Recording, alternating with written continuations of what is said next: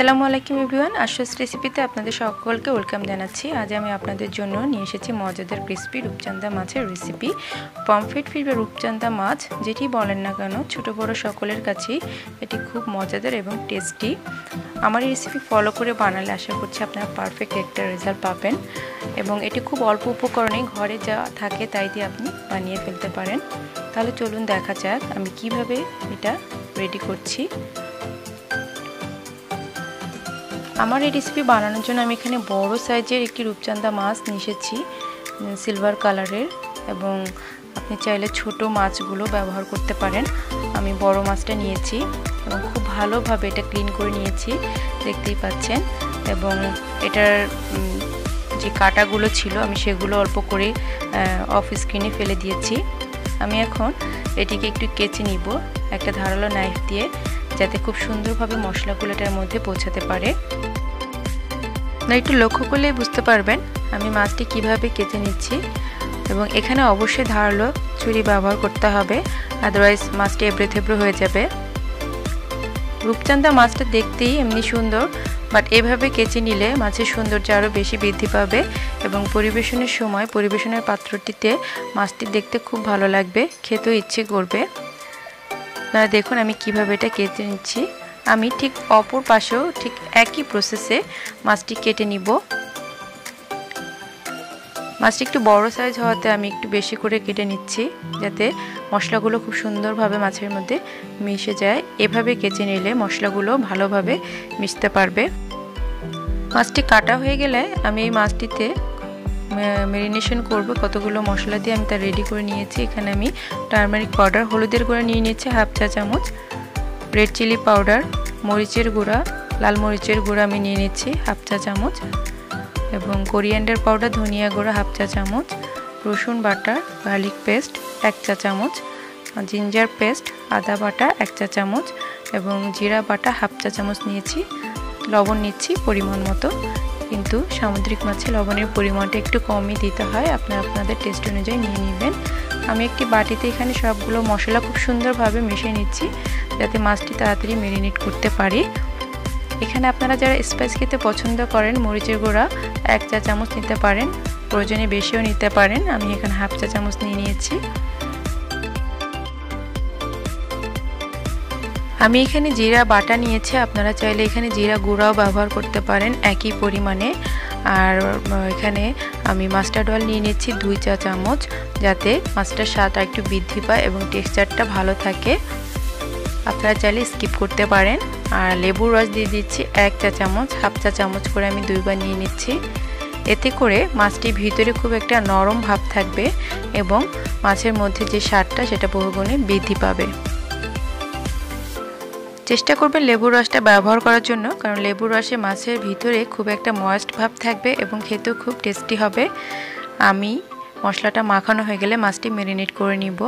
মাছের মধ্যে আমি মশলাটা আলতো হাতে খুব সুন্দরভাবে লাগিয়ে দিচ্ছি, যাতে প্রত্যেকটি জায়গায় খুব সুন্দরভাবে মশলাগুলো লেগে যায়। খেয়াল রাখতে হবে মশলাগুলো এমনভাবে লাগাতে হবে যাতে মশলার পরিমাপটা ভিতরে সমানভাবে লেগে থাকে। মশলা ঠিকমতো না মাখানো হলে মাছের স্বাদটা কিন্তু পাওয়া যাবে না, কারণ প্রত্যেকটা জায়গায় মশলাগুলো লাগাতে হবে। এমনিতে এটা একটা বড় রূপচান্দা মাছ, ছোট রূপচান্দা মাছ হলেও মশলা খুব সুন্দরভাবে মাখাতে হয়, যাতে মাছের ভিতরে মশলাগুলো লেগে যায়। এজন্য আমি ভিতরে এভাবে কেচে নিয়েছি। কেচে দেওয়ার কারণে মশলাগুলো মাছের ভিতরে ভিতরে খুব সুন্দরভাবে লেগে যাচ্ছে।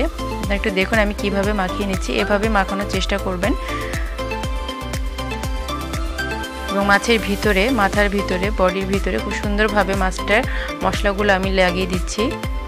দেখুন কিভাবে আমি লাগিয়ে দিচ্ছি, এবং যেখানে আমি কেচে নিয়েছিলাম সেখানেও খুব সুন্দরভাবে মশলাগুলো লাগিয়ে দিচ্ছি, যাতে ম্যারিনেশনের পর আমি যখন রেস্টে রেখে দিব মশলাগুলো খুব সুন্দরভাবে মাছের সাথে থাকে, এবং যখন এটা ভাজা হবে, ফ্রাই করা হবে, তখন মশলার স্বাদটা এটার সাথে মিশে যায় এবং খেতে খুব ভালো লাগে।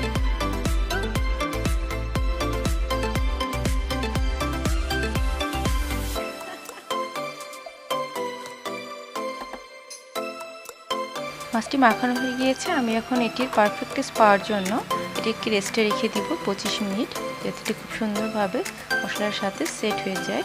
ফিরে আসছি 25 মিনিট পরে।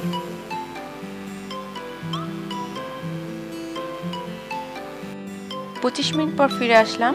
এখানে দেখা যাচ্ছে মাছটি মশলা দিয়ে খুব সুন্দর করে সেট হয়ে গিয়েছে। আমি এখন মাছটিকে ক্রিস্পিনেস করার জন্য 2 চা চামচ কর্নফ্লাওয়ার দিয়ে দিচ্ছি।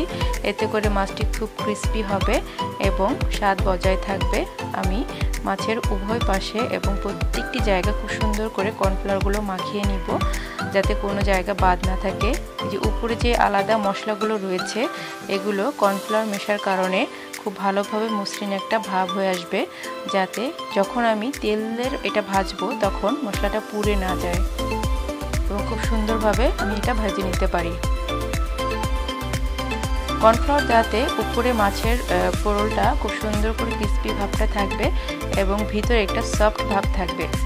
এদিকে আমি চুলায় একটি ফ্রাই প্যান বসিয়ে নিলাম এবং এতে তেল দিয়ে দিচ্ছি।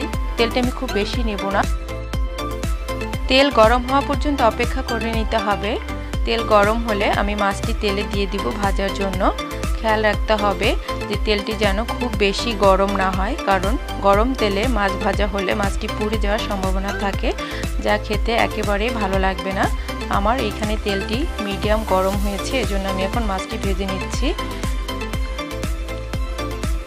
এবং খুব হাই হিটে মাছটি কখনোই ভাজা যাবে না, এবং যতক্ষণ না মাছের ব্রাউন কালারটা আসছে এবং গোল্ডেন কালারটা আসছে ততক্ষণ আমি মাছটি ভেজে নিব।